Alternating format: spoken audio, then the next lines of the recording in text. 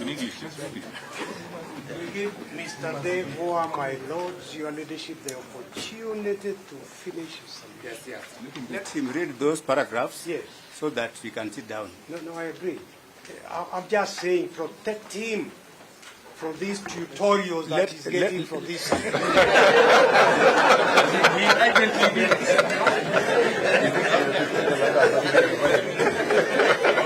Order, please. Order.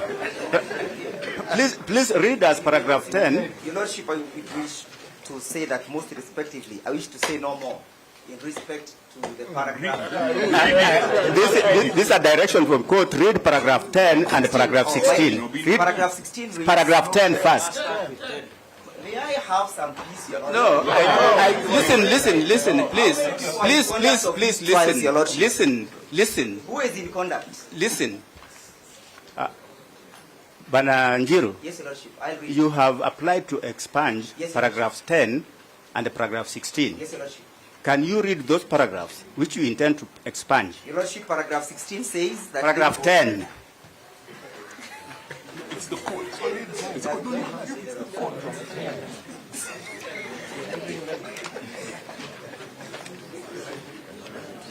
And Your Lordship, may I take note that these paragraphs have been expunged? We have not expunged those paragraphs. It is your application. Expunged them.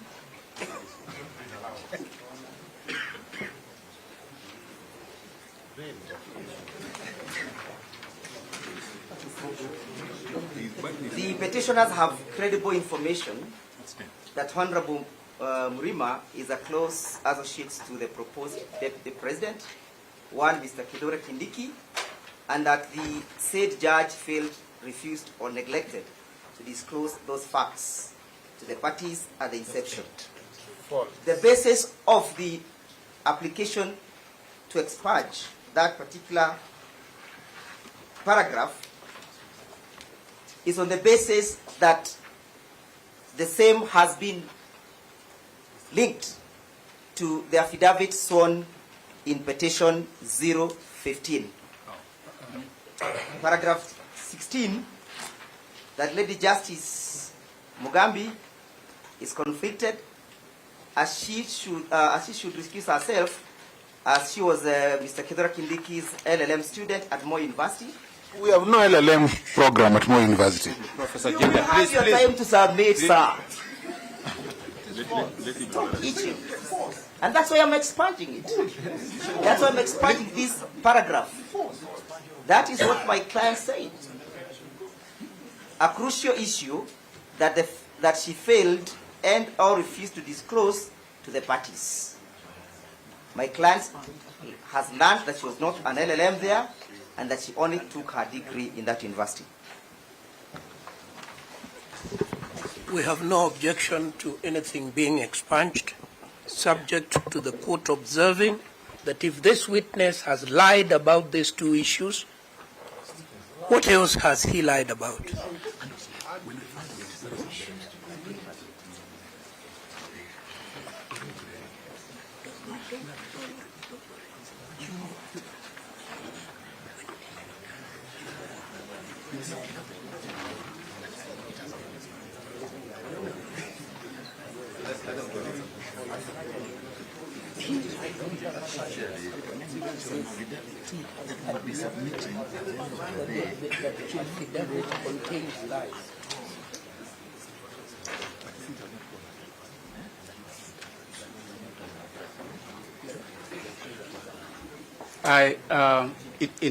In a ruling, because application has been made and the response is there, but we decline the invitation to expunge those paragraphs. They will remain as part of the record.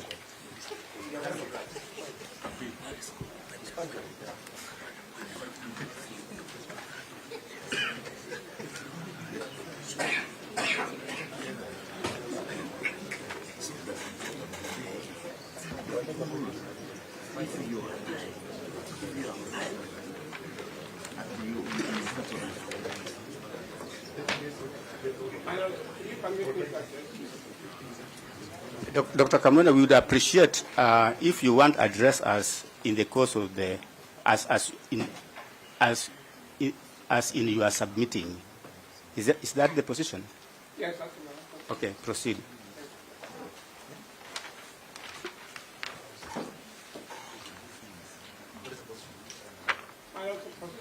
My position is that if there is a party, Are you supporting the motion? I'm supporting my land friends complaint to everyone to as my land friend is You need to go.